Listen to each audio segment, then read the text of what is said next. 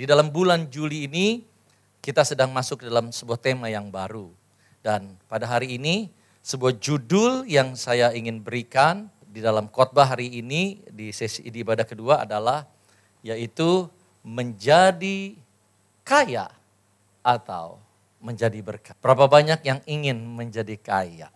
Susah kalau nanya kayak gini di gereja kan. Kalau bilang iya kayaknya ngerohani, duniawi banget. Kalau dibilang enggak juga hati bilang pengen gitu. Kadang-kadang suka begitu ya. Iya sih. Memang saudara, kenapa orang ingin menjadi kaya? Karena menjadi kaya itu enak. Karena menjadi kaya itu nyaman. Karena menjadi kaya itu identik dengan memiliki lebih banyak. Lebih banyak uang, lebih banyak rumah, lebih banyak harta, lebih banyak otoritas, kekuasaan. Tetapi yang satunya lagi, menjadi berkat, identiknya kehilangan banyak. Atau kehilangan lebih banyak, betul gak sih?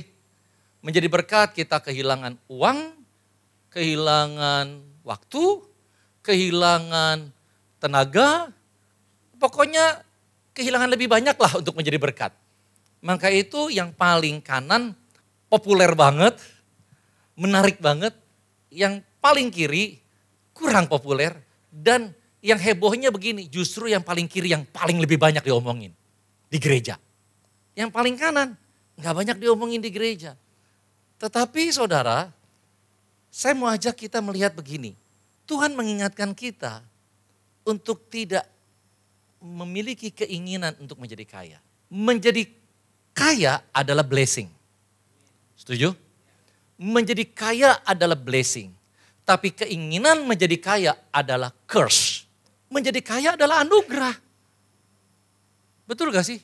Enggak ada seseorang bisa menjadi kaya kalau bukan karena pemberian daripada Tuhan. Firman Tuhan bilang kayak gitu.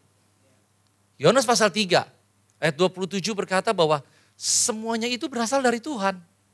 Kayak gitu.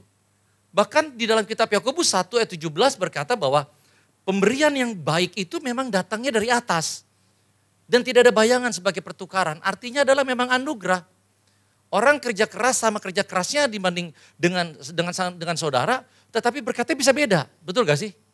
Capeknya sama, kerja kerasnya sama, tapi berkatnya bisa beda. Karena memang berkat itu, kekayaan itu adalah anugerah. Blessing dari Tuhan. Tapi keinginan menjadi kaya adalah kutuk. Kenapa? Kok bisa saya berkata bahwa keinginan untuk menjadi kaya itu bukannya berkat tetapi kutuk. Beda cuma ada kata ingin. Firman Tuhan bilang begini. 1 Timotius 6 ayat 9. Terjemahan FIYH, firman Allah yang hidup. Orang yang ingin menjadi kaya akan segera melakukan hal-hal yang salah. Garis bawahi kata salah itu. Untuk mendapat uang. Kenapa? Dia segera melakukan hal yang salah. Keinginan untuk menjadi kaya. Hal-hal apa lagi yang merugikan mereka.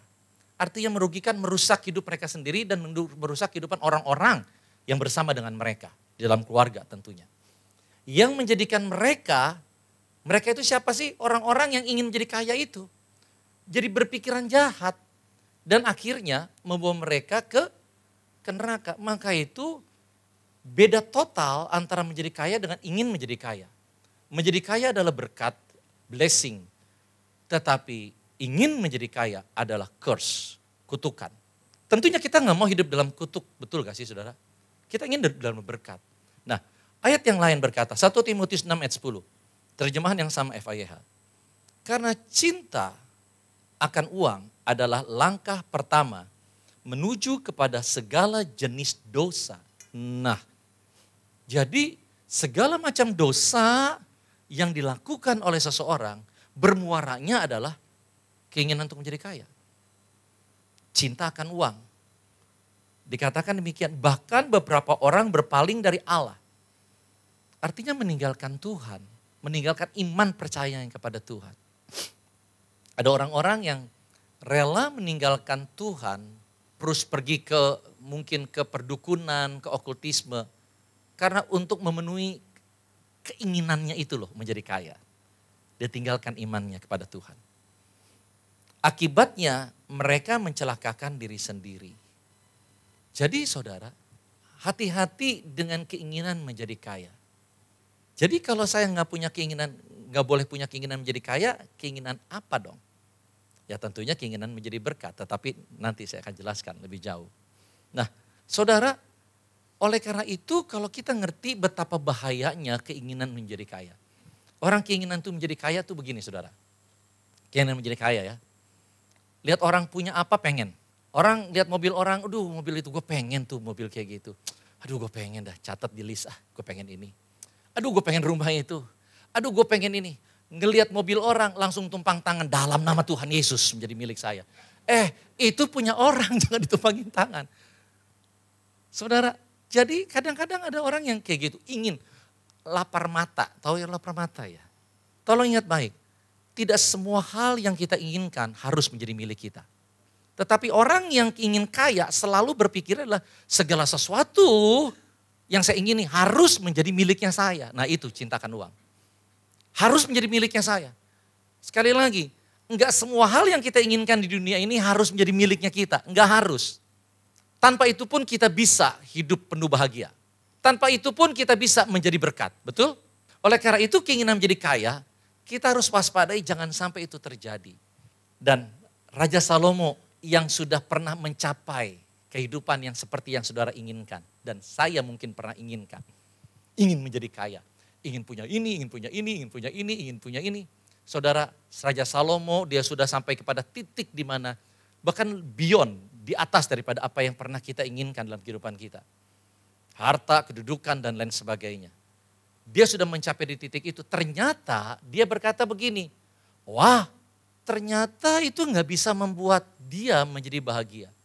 Bahkan itu membuat dia merasa emptiness, merasa kosong dalam kehidupan dia.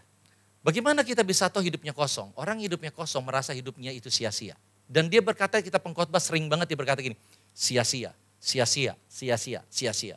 Kenapa saudara? Karena ternyata orang berkata saya ingin menjadi kaya. Dan orang yang sudah menjadi kaya sampai seperti Salomo berkata, ternyata di situ nggak ada apa-apa. Di situ kosong. Kenyamanan yang kita pikir, wah kalau gue punya rumah kayak gini kayaknya gue hidup di sorga. Ternyata Raja Salomo bilang, enggak tuh, enggak sorga tuh.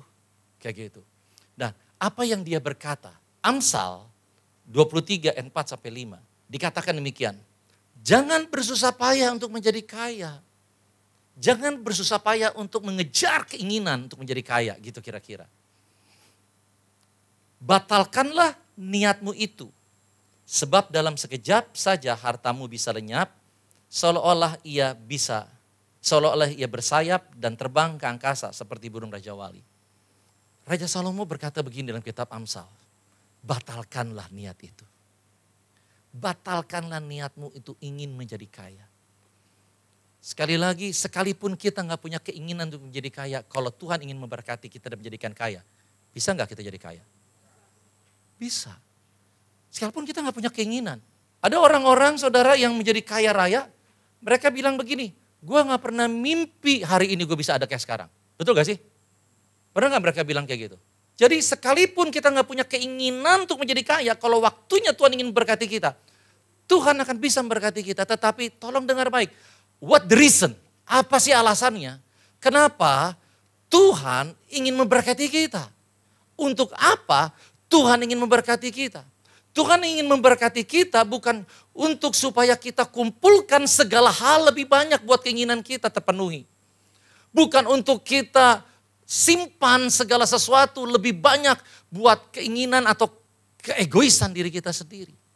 Tetapi kalau Tuhan memberkati kita lebih dan lebih karena satu reason, satu alasan untuk menjadi berkat. Kejadian pasal yang ke-12. Ayat yang kedua. Kita bisa tangkap apa isi hati Tuhan ketika dia memberkati Abraham. Aku dikatakan akan membuat engkau Abraham menjadi bangsa yang besar dan memberkati engkau serta membuat namamu masyhur dan engkau akan menjadi berkat. Alasan Tuhan memberkati Abraham bukan supaya Abraham menjadi seorang miliarder. Bukan menjadi seorang yang kaya raya. No. Karena Tuhan tahu, bukan itu memang tujuannya. Tetapi tujuannya adalah, kalau Tuhan memberkati Abraham, karena Tuhan mau Abraham menjadi berkat. Hari ini yang perlu kita camkan ini baik-baik. Kalau kita punya motivasinya itu sudah salah. Kita berdoa, Tuhan berkati saya. Bless me Lord more and more. Berkati saya Tuhan lebih lagi. Tuhan perbesar mobil saya. Perbesar rumah saya. Perbesar angka di tabungan saya. Pertanyaannya adalah, untuk apa? Pertanyaan itu yang mesti kita jawab. Kalau kita salah di dalam menjawab, maka apa yang ada pada kita bukan lagi menjadi berkat buat diri kita, buat keluarga kita. Suatu saat itu bisa menjadi kutuk bagi kehidupan kita dan keluarga kita. Gak sedikit orang-orang yang ketika mereka menjadi semakin kaya, pada akhirnya rumah tangganya berujung kepada perceraian. Tapi saya gak mau terlalu banyak masuk ke sana. Tapi hari ini saya mau ajak setiap kita, yuk sama-sama. Mulai kita renungkan hari ini. Apa sih tujuan hidup saya? Kalau saya minta Tuhan berkati saya, buat apa ya? Tuhan berikan saya kesehatan, buat apa ya kalau saya sehat? Ini yang menjadi pertanyaan saya ketika waktu saya sakit. Saya minta kesembuhan. Tuhan sembuhkan saya, Tuhan sembuhkan. Setiap hari saya doa, Tuhan sembuhkan saya, Tuhan sembuhkan saya, Tuhan sembuhkan saya. Saya pengen banget jadi sembuh. Lalu sampai timbul satu pertanyaan. Oke Fit, lu minta sembuh, kalau lu udah sembuh lu buat apa kesembuhan lu itu? Oke lu minta sehat, setelah lu sehat, lu buat gunakan apa buat kesehatan lu itu? Jujur pada saat waktu itu keluar, saya gak bisa jawab. Saya berpikir kalau saya sembuh, saya sehat, hidup saya akan nyaman. Hidup saya akan tenang. Kembali normal kayak gitu. Dan pada saat waktu itu saya, kalau seandainya saya pun diberikan sudah sehat, sembuh, kalau itu cuma jadi tujuannya, akan kembali lagi empty. Gak ada artinya lagi kesehatan. Gak ada lagi kesembuhan. Betul gak sih? Saudara bisa renungin gak? Saudara bisa ikut gak? Ada berapa banyak orang yang menghargai kesehatannya sebagai sebuah blessing? Enggak semua orang. Betul gak? Enggak semua orang. Enggak semua orang menghargai bahwa kesempatan untuk dia bisa melayani adalah sebagai sebuah blessing. Enggak semua orang. Enggak semua orang merasakan bahwa, oh kalau dia diberkati, penghasilan saya bisa seangka ini, itu adalah memang berkat Tuhan. Tetapi pertanyaannya adalah, untuk apa? Jangan-jangan kalau kita nggak bisa jawab itu dengan jelas untuk apa, jangan-jangan bahkan itu adalah hanya untuk diri sendiri. Kalau itu hanya untuk diri sendiri, kita memperkaya diri, percayalah, suatu saat kekayaan itu akan menghancurkan kita. Kenapa? Karena manusia nggak ada pernah puas. Orang punya 1 pengen 10, punya 10 pengen 100, punya 100 pengen 1000, pengen 1000, dapat 1000 pengen 1 juta. Orang nggak ada puasnya. Keinginan orang gini saudara. Orang kaya gak pernah dia merasa dirinya kaya. Gak akan pernah merasa dirinya kaya. Dia akan berkata gini, enggak gue belum kaya. Orang kaya kalau tanya, oh bapak mah udah kaya. Enggak gue belum kaya. Gue baru segini, belum kaya, belum apa-apa dibanding. Dan apa yang terjadi ujungnya adalah satu saat keinginannya itu tidak lagi dapat terpuaskan. Ketika keinginan menjadi kayanya tidak lagi dapat terpuaskan, bang! Pada saat waktu itu, kebahagiaan yang dia pikir itu bisa dapatkan kekayaan berubah menjadi curse. Kekecewaan, keributan karena saling nuntut. Kamu lebih lagi dong kerjanya. Kamu cari uangnya lebih pintar lagi dong. Saling nuntut.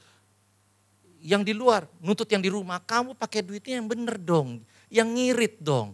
Nuntut terus, saling nuntut. Yang akibatnya ribut. Ujungnya bahagiakah? Enggak. Curse. Jadi hari ini saudara, Tuhan mau untuk kita betul-betul ketika kita menjalani kehidupan kita ini, kita mulai coba yuk kita lihat.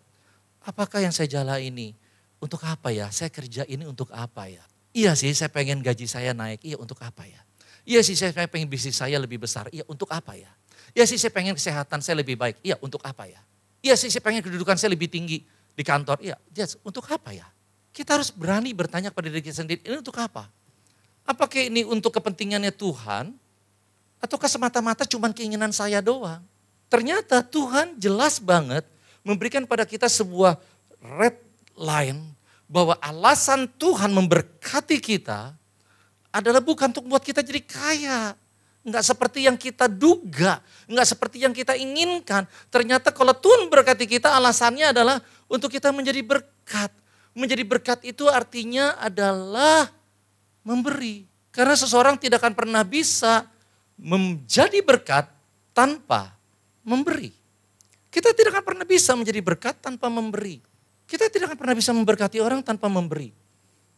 Orang akan merasa terberkati oleh kita ketika kita memberi something bagi orang itu. Entahkah itu perhatian kah, kepedulian, kasih sayang kah, waktu kita, tenaga kita, pertolongan kita, kebaikan kita. Orang akan merasa terberkati oleh kita ketika kita memberi. Betul gak saudara? Jadi kalau kita bilang gini, saya Tuhan saya mau menjadi berkat. Please berkati saya Tuhan karena saya ingin menjadi berkat. Enggak cukup berhenti sampai di situ, kita harus ngerti untuk menjadi berkat, maka kita harus memberi. Kita tidak akan pernah bisa menjadi berkat tanpa memberi. Jadi walaupun mulut kita berkata Tuhan berkati saya ingin menjadi berkat, tetapi kita tidak pernah mau memberi, sesungguhnya apa yang kita ngomong itu hanya lip service. Jangan heran Tuhan pasti ngerti. Saudara, Tuhan mau hari ini sebagaimana tema daripada bulan Juli, yaitu adalah mentalitas memberi. Saudara, Tuhan mau kita memiliki mentalitas memberi, bukan mentalitas mengambil. Saudara, Rasul Paulus di dalam Kisah pasal 20 ayat 35. Dia mengatakan demikian. Dalam segala sesuatu telah kuberikan contoh kepada kamu, bahwa dengan bekerja demikian kita harus membantu orang-orang yang lemah dan harus mengingat perkataan Tuhan Yesus. Sebab ia sendiri telah mengatakan adalah lebih berbahagia memberi daripada menerima. Jadi Rasul Paulus bilang kayak gini, contoh aku nih, aku ini memberi loh. Dia memberi waktunya, dia memberikan tenaganya, bahkan dia memberikan uangnya. Untuk siapa? Yang pertama adalah memang untuk Tuhan. Melalui orang-orang yang lemah. Saudara, orang-orang yang lemah itu siapa? Orang-orang yang lemah itu bukan hanya orang yang miskin secara financial atau keuangan. Tetapi orang-orang yang lemah itu adalah juga miskin dalam hal kerohanian. Miskin dalam hubungan. Miskin di dalam keharmonisan pernikahan. Orang-orang yang lemah yang perlu dibantu. Saudara, dan itu adanya di mana? Di luar sana banyak. Tetapi tentunya tanggung jawab yang terutama bagi Rasul Paulus adalah orang-orang percaya. Itu yang harus diperhatikan. Dan Rasul Paulus berkata, dia pun juga memberikan pertolongan untuk orang-orang lemah. Yang di mana adalah orang percaya. Dan di gereja adalah kumpulan daripada orang-orang percaya. Gereja, bukan hanya gereja ini saudara. Tetapi semua gereja yang ada di dunia ini sesungguhnya punya tanggung jawab yang sama.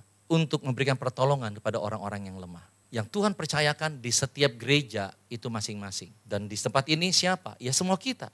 Semua kita. Termasuk saya. Iya semua kita. Mungkin gak semuanya lemah dalam area finansial. Oke, mungkin ada yang lemah di area finansial. Tapi ada juga yang kuat di area finansial. Ada juga yang lemah di area kerohanian. Tapi ada yang kuat di area kerohanian. Ada juga yang lemah di area keharmonisan keluarga. Tetapi ada yang kuat di dalam keharmonisan keluarga. Tetapi semua kita adalah orang-orang yang perlu dibangun di dalam Kristus. Setuju saudara? Semua kita adalah orang-orang yang perlu dibangun dalam Kristus. Nah bagaimana kita membangun setiap orang percaya yang Tuhan percayakan di dalam gereja yang Tuhan telah kumpulkan menjadi sebuah keluarga. Dengan cara kita memberi. Siapa yang memberi? Bukan hanya satu orang, semua orang memberi. Yang kuat di dalam finansial memberikan keuangannya lebih besar daripada yang lain. Yang kuat daripada area kesehatan memberikan kesehatan, kekuatannya lebih banyak dibanding yang kuat di area mungkin keharmonisan dalam keluarga. Memberikan kesediaan waktunya untuk memperlengkapi keluarga-keluarga yang lain yang lemah di area itu. Artinya adalah enggak ada seorang pun yang menjadi penerima saja. Maka itu setiap kita harus memiliki mentalitas memberi. Kalau kita punya mentalitas yang mengambil, maka kita akan menjadi seperti lintah. Lintah ketika dia nempel dimanapun, maka dia akan berusaha untuk menghisap apa yang bisa dihisap oleh dia. Tuhan tidak mau kita seperti itu. Tuhan kita mau untuk membangun. Tuhan mau dengan cara kita menjadi berkat, dengan cara kita memberi. Nah saudara, memberi kepada Tuhan melalui orang-orang yang lemah. Bagaimana yang ada dalam gereja? Bagaimana caranya sih? Dengan melalui dalam hal keuangan. dengan memberikan persembahan. Dalam hal mengenai mungkin waktu, tenaga, memberikan dalam waktu bentuknya pelayanan. Memberikan pelayanan, melayani. Saudara mungkin bilang, aduh saya nggak punya waktu banyak. Mungkin, oke, saudara berkata gini, saya nggak punya waktu banyak. Oke, seberapa saudara bisa punya, berikan untuk melayani Tuhan. Saya punya kepandaian nggak banyak, tapi saudara punya, berikan. Yang firman Tuhan bilang gini, yang punya banyak berikan banyak, yang punya sedikit berikan, itulah asas keadilan. Betul gak Bapak Ibu? Itulah yang Tuhan mau dalam gereja Tuhan. Enggak ada seseorang pun memperkaya diri tanda kutip untuk dirinya sendiri melalui orang lain. Hanya inginnya dilayani saja gitu. Tidak mau memberi, hanya ingin menerima saja. No, bukan itu yang Tuhan mau. Kehidupan kita menjadi memberi. Nah, hari ini saya mau bicara sedikit tentang memberi dalam persembahan. Tuhan mau kita belajar untuk memberi dalam persembahan. Hari ini, dari sejak dulu saya memberi secara konsisten dan komitmen untuk memberi kepada Tuhan. Persembahan di dalam ibadah hari Minggu, setiap hari Minggu, ataupun juga setiap bulan persembahan persepuluhan. Saudara, itu yang saya lakukan. Kenapa sih saya lakukan itu? Karena saya tahu yang pertama itu adalah perintah Tuhan. Yang kedua adalah saya tahu bahwa uang itu adalah sangat berbahaya, akan mudah sekali menjadi berhala kalau saya tidak taklukkan uang itu. Dengan cara apa? Saya memberi. Yang ketiga adalah saya tahu ketika saya memberi, maka saya sedang bangun kerajaan Allah. Jiwa-jiwa semakin banyak diselamatkan, jiwa-jiwa dimuridkan, jiwa-jiwa dibangun, dan semua itu tentunya butuh dana. Saudara, saya memberi persembahan di gereja ini dari sejak awal berdiri sampai dengan hari ini. Saudara, kenapa? Karena saya tahu kemana uang itu mengalir. Saudara, sampai hari ini saya nggak pernah punya otoritas untuk mengeluarkan uang dari tangan saya sendiri, uang gereja dari tangan saya sendiri. Saya nggak bisa. 1 rupiah pun saya nggak bisa keluarin. Saya ngomong ini supaya saudara tahu bahwa uang ini larinya bukan kepada personal, untuk memperkaya orang. Enggak. Saudara, ada sebuah sistem keuangan di gereja ini, di mana saya sendiri kalau seandainya mau keluarkan uang, saya mesti ngomong. Ini perlu bantu orang ini perlu untuk pekerjaan pelayanan ini dan sebagainya. Saya perlu ngomong. Saya pun ngajuin proposal. Ada sebuah sistem untuk mengeluarkan dana. Tapi saya tahu bahwa memang persembahan yang diterima di gereja ini adalah untuk mendanai operasional gereja, ibadah, bangunan, bait Allah, gereja. Untuk penyewaan segala macam, operasional, ibadah setiap hari Minggu seperti ini saudara. Semua ini butuh untuk didanai. Nah saudara, yang kedua adalah persembahan yang saudara dan saya kita berikan kepada Tuhan melalui gereja ini adalah untuk mendanai orang-orang yang bekerja di gereja ini. Para full timer, office boy, orang-orang kerja yang memangnya ada di tempat ini. Dan kita butuh mereka. Dan yang ketiga adalah untuk mendanai pekerjaan pelayanan di tempat ini. Saudara, sangat besar sekali biaya yang dibutuhkan untuk pekerjaan pelayanan. Ketika kita masuk di dalam pelayanan pemuritan, pelayanan membangun orang, untuk mengequip orang, untuk bagaimana kita memperlengkapi seseorang, itu butuh dana yang besar. Saya bersyukur saudara, bahwa provisi daripada Tuhan itu sungguh-sungguh ajaib. Kalau saudara lihat, itu kalau setiap bulan misalnya itu minus, itu belum seberapa minusnya. Ada banyak dana yang kita keluarkan gereja ini untuk mengequip, untuk membangun, untuk melakukan pekerjaan pelayanan di anak muda contohnya saja. Itu gak masuk ke sini saudara, sebagian besar. Sebagian besar gak masuk ke sini. Kalau masuk ke sini itu besar sekali. Dan itu ada somebody yang mendanai itu. Saudara, hari ini saya mau ajak kita sama-sama untuk kita melihat bahwa, supaya saudara tahu. Kenapa saya ngomong ini? Supaya saudara tahu bahwa rumah di mana saudara berada, saudara dapat mempercayainya. Enggak semua gereja, ada gereja yang mungkin bisa saja menyalahgunakan uang persembahan jemaat.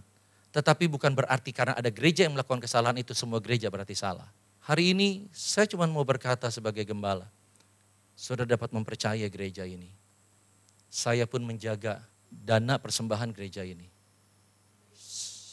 bukan hanya saya, Pak Santo juga. Di Jembatan 5 Pak Hartanto juga ada tim keuangan juga yang menjagai. Saudara, percayalah, nggak akan disia-siakan, nggak akan disalahgunakan persembahan yang kita sama-sama berikan kepada Tuhan melalui gereja ini. Nah, saudara, pemberi yang pertama adalah kepada Tuhan. Yang kedua, memberi kepada siapa? Yang harus kita lakukan, memberi kepada orang tua. Kita harus memberi kepada orang tua. Terkadang ada orang-orang yang lupa tentang hal ini. Bahkan mungkin juga ada anak-anak yang lupa untuk memberi kepada orang tuanya.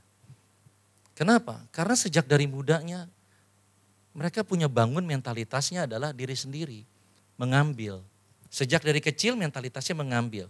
Maka itu kenapa ada orang tua suka ngajarin. Boleh nggak, boleh minta nggak. Itu tujuannya apa sih? Bangun mental tuh. Kalau sana kita nggak ngajarin sejak kecil, boleh nggak ya minta? Tolong kasih dong buat om ini, kasih dong. Kalau kita nggak ngajarin itu dengan sendirinya mentalitas mengambil itu kuat banget dalam kehidupan seseorang. Dan kalau itu terjadi dia hanya nyerap saja. Nerima dari orang tua, nerima dari orang tua, nerima orang tua. Ketika dia sudah bekerja, ketika dia mau menikah, dia bilang kayak gini, gue butuh duit, gue mau menikah. Dia kumpulin duit buat dirinya sendiri. Dan kita berkata, it's okay.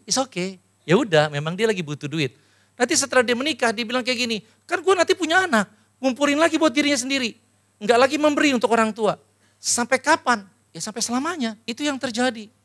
Bahkan ketika orang tua sakit, langsung mereka begini, wah gede banget ya. Malah orang tua jadi marahin gitu kan. Lu yang bener dong, jangan keluarin duit mulu. Kenapa sih bisa kayak gitu? Mentalitas. Yuk sama-sama kita bangun di dalam diri kita. Jadi mentalitas memberi itu bukan hanya urusan yang memberikan persembahan kepada Tuhan. Tetapi mentalitas memberi itu urusannya kepada hubungan kita dengan orang-orang sekitar kita. Belajar punya mentalitas kayak gitu. Mentalitas memberi. Saudara, ingat loh, suatu saat nanti kita jadi orang tua. Artinya kita juga menjadi tua. Betul gak sih? Kita juga menjadi tua. Nah, kalau kita ngebangun diri kita mentalitas memberi, bagaimana kita bisa ngajarin anak kita mentalitas memberi? Kita mesti belajar dari kitanya. Anak lihat kita. Kalau kita cuma ngomong tapi kita nggak ngelakukan, anak lihat dari mana? Dia lihat, oh kita sama orang tua kita begitu ya. Oh gitu. Nanti ketika kita tua, dia juga lakukan yang sama. Jadi kita mesti belajar. Saudara, ini bukan untuk membanggakan. Orang tua saya sudah meninggal, ya. Jadi sudah lama. Tetapi yang saya mau saksikan adalah mengenai istri saya. Dia punya orang tua, dua-dua masih ada. Setiap minggu dia bilang begini sama saya juga. Memang kita lakukan ini. Yuk kita ajak papa mama makan. Yuk kita ajak papa makan. Keluar duit gak sih kalau ngajak makan? Ya keluar lah ya. Kan restoran kan gak bilang ini, bye bye. Kan gak bisa dengan beri, dengan kiss gitu kan. Keluar duit. Saudara, tapi ayo mumpung mereka masih bisa makan.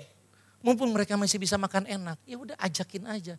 Seminggu sekali kita coba komitmen. Kecuali kalau dari mereka yang gak bisa. Oh lagi gak bisa nih kayak gitu ya, ya udah. Tetapi kita komitmen untuk lakukan itu. Memberi, bayarin makan. Dari sejak anak saya masih kecil, anak saya suka komplain dulunya. Kalau sana yang bayar makanin gitu, dia suka komplain sama saya. Dad, kok kita terus yang bayar sih kalau makan sama opa oma? Kenapa nggak opa oma sih? Kan mereka juga makan. Itu mental tuh saudara. Kalau saya nggak bangun itu, saya nggak ajarin itu, mentalitas mengambil tuh udah kuat banget dalam diri dia. Itu dia ngeliat contoh loh, dia masih begitu. Apalagi kalau dia ngeliat contoh. Jadi mari yuk sama-sama. Saudara, hal yang saya mau ajak gini. Untuk memberi, ini juga harus hati-hati. Kalau memberi konsep kita salah, suatu saat kita memberinya berhenti. Kita berhenti dalam memberi. Ada orang yang terus bisa long lasting. Lama gitu, terus memberi. Ada orang yang memberi cuma sekali. Ada orang yang memberi, udah gitu berhenti. Saudara, kenapa? Karena masalahnya di konsepnya di dalam dia memberi. Ada dua konsep dalam seorang memberi. Yaitu adalah yang pertama, konsep supaya. Konsep supaya ini ketika seorang punya konsep supaya di dalam memberi artinya begini. Saya memberi supaya saya mendapatkan lebih banyak. Saya memberi supaya dia punya rasa utang budi, nanti suatu saat dia balas budi sama saya. Itu namanya supaya. Saya memberi sekarang, saya memberikan pertolongan supaya kalau suatu saat nanti saya susah dia mau tolongin saya. Gitu saudara ya, itu konsep memberi. Supaya. Nah, orang yang punya konsep memberi dalam arti kata supaya, maka hari ini dia memberi. Belum tentu bulan depan dia masih mau memberi. Kenapa? Ketika supayanya itu tidak terjawab, dia akan berhenti. Saya tuh bantu kamu ya waktu itu ya, supaya kalau saya lagi susah, kamu mau bantu saya. Tapi sekarang saya lagi susah, kamu nggak mau bantu saya. Udah saya lain kali nggak mau bantu, berhenti nggak? Memberi bantuan berhenti nggak? Saya memberikan persembahan buat Tuhan, saya memberikan persembahan persepuluhan buat Tuhan supaya 30, 60, 100 kali lipat ganda saya dapatkan. Kadang-kadang sih orang bukannya gini ya, kadang-kadang saudara, kadang-kadang orang Kristen ya saudara, termasuk kita lah, termasuk saya lah ya. Kadang-kadang suka kelewatan. Bener. Kenapa sih? Karena gini, saudara, bukan berarti Tuhan gak sanggup memberkati kita 30, 60, 100 kali lipat ganda. Bukan Tuhan gak sanggup, Tuhan sanggup. Tapi kalau mental kita dalam kita memberi seperti itu, orang bilang itu bocengli banget. Coba saudara bayangin ya, saudara bayangin misalnya nih ya, ini botol ini, satu air ini, satu botol ini harganya Rp1.000 nih misalnya nih ya. Ya, misalnya begitu ya. Lalu saudara datang ke toko, kok harga ini botol air berapa nih? 1.000. Saudara keluarin 1.000, lalu saudara begini, tapi saya pengen 10 botol. Diusir gak saudara dari toko? Apalagi saudara bilang kayak gini, oke ini duitnya 1.000, tadi kan satu botol 1.000, ini 1.000, saya pengen 30, 60, 100 kali lipat ganda. Buat dunia gak make sense, tetapi buat Tuhan memang itu bisa. Itu bisa terjadi. Tetapi masalahnya di sini bukan Tuhan sanggup atau tidak sanggup, Tuhan sanggup.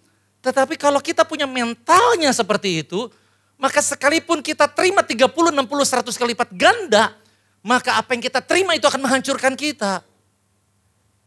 Paham enggak saudara? Paham sampai di sini enggak? Terkadang Tuhan tahan itu, bukan Tuhan gak sanggup, Tuhan tahan itu. Kenapa? Karena Tuhan tidak mau ketika kita terima itu, maka berkat yang kita terima itu menghancurkan hidup kita. Oke, jadi kalau kayak gitu mesti yang mana? Ini, sekalipun kita, ini contoh gini ya,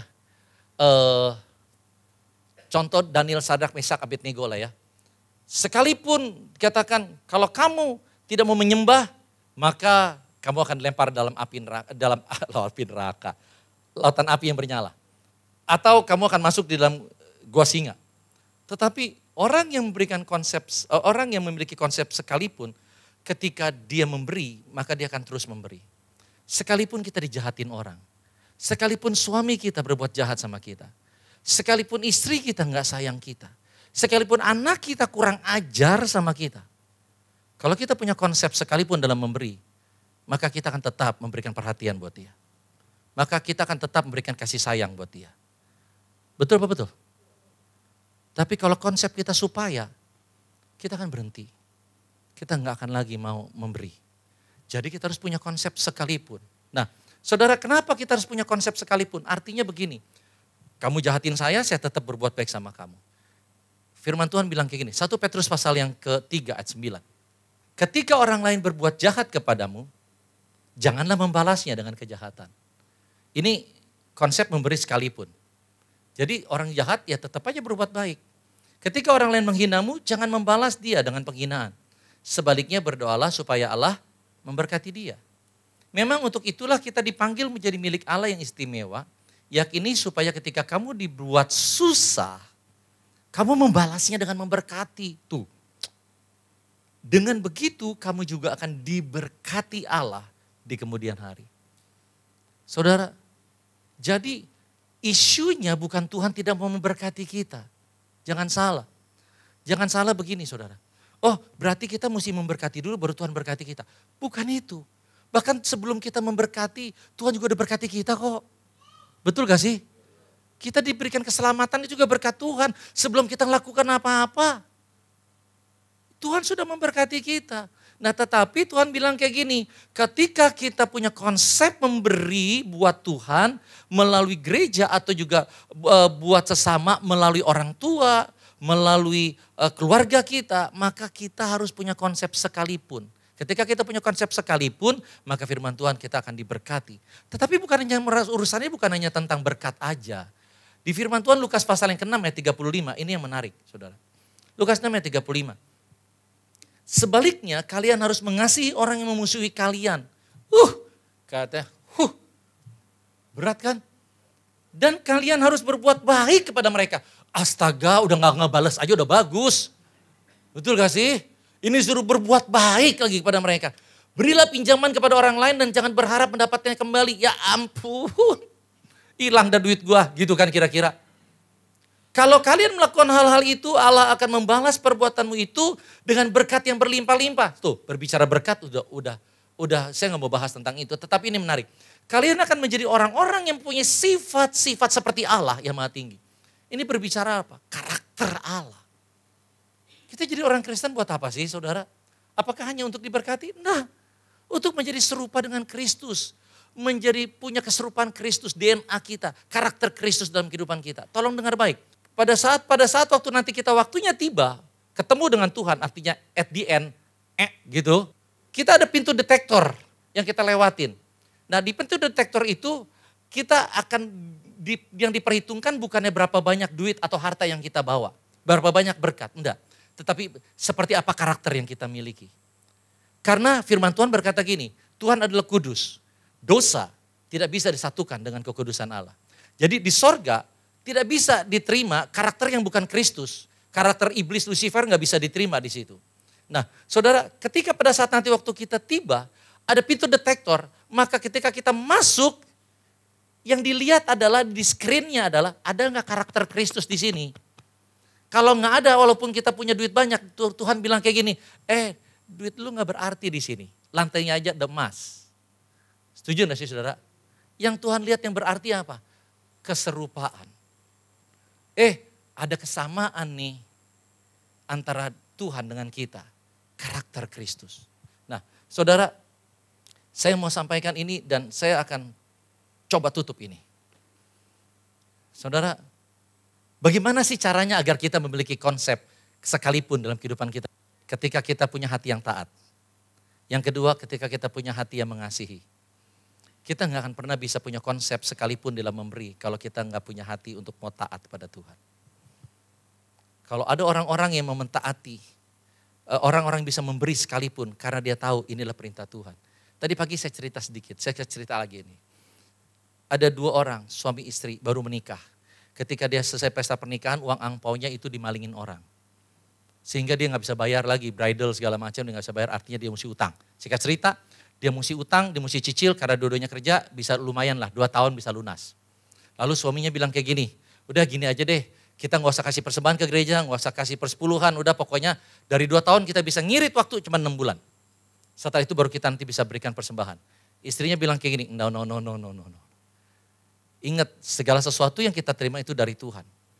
Dan kita tahu bahwa kita bisa kerja pun sampai hari ini itu pun adalah anugerah Tuhan. Kita harus tetap memberikan persembahan karena itu adalah sebuah perintah Tuhan. Atau persembahan, kita harus memberikan perintah Tuhan. Oke, singkat cerita, suaminya setuju, oke di jalan. 3 bulan tidak terjadi apa-apa, 6 bulan tidak terjadi apa-apa, sampai 2 tahun. Juga tidak terjadi hal-hal yang mujizat dalam pengertian arti kata bisa tiba-tiba ada berkat gelondong gitu dari sorga gitu, enggak. Tapi akhirnya lunas 2 tahun.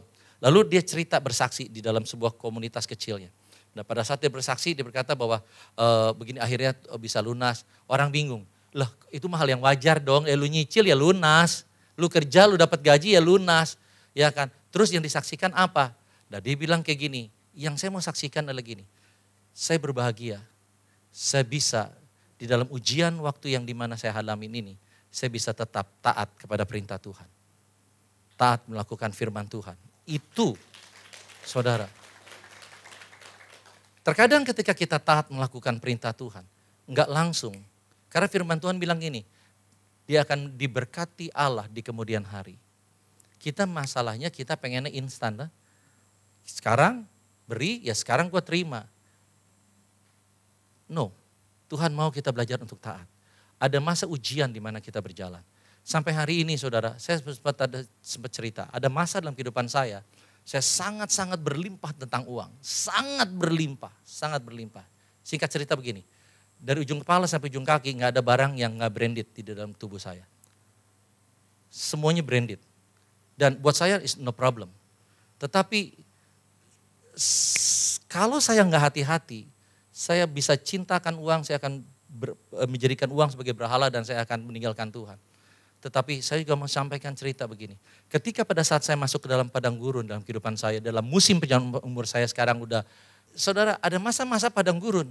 Tetapi saya melihat begini, bahwa pemeliharaan Tuhan tidak pernah bersaing. Pemeliharaan Tuhan tidak pernah berhenti. Saudara kenapa? Karena saya mau belajar untuk taat. Saya belajar untuk taat. Saya belajar untuk taat pada perintah Tuhan. Yang kedua adalah mengasihi Tuhan. Mengasihi Tuhan. Ketika seseorang dia bisa mengasihi Tuhan, ketika seorang punya hati yang mengasihi Tuhan, maka dia akan rela memberikan segala hal yang dia miliki. Maka itu saudara, kalau orang dengar gini ya, memberi dalam kekurangan, buat orang pada umumnya nonsense. Kenapa? Memang nonsense.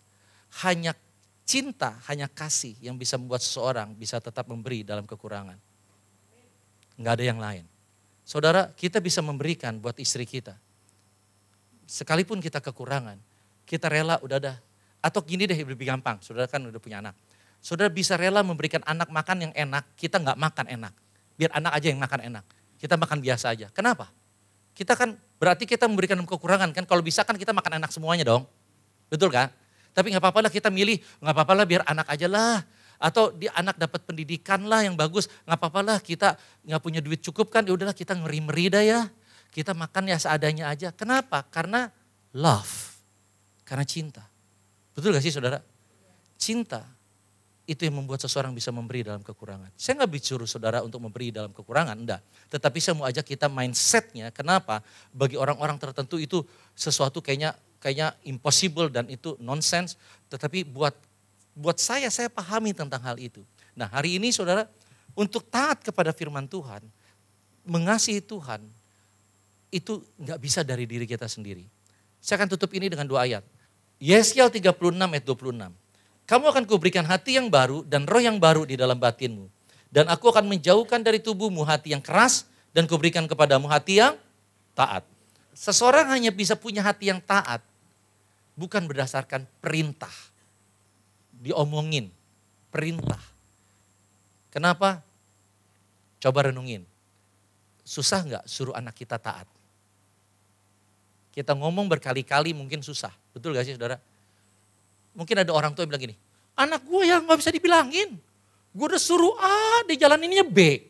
Gue suruh B, jalaninnya A. Gak tahu, gak punya kuping kali dia. Saudara, kenapa susah taat? Karena memang gak bisa, ketaatan itu tuh gak bisa dari hanya sekedar kita omongin. Hanya Tuhan yang bisa mengubahkan setiap hati dari keras menjadi lembut. Hati yang taat. Yang kedua adalah, Ulangan pasal 30 ayat yang ke-6. Tuhan akan mengubah hatimu dan seluruh keturunanmu sehingga setiap orang sungguh-sungguh mengasihi dia dengan segenap hati. Supaya kalian dapat terus hidup di negeri ini. Yang bisa mengubahkan hati seseorang untuk mengasihi Tuhan, ya hanya Tuhan. Hari ini, saudara, kita perlu hati yang taat. Kita perlu hati yang mengasihi Tuhan.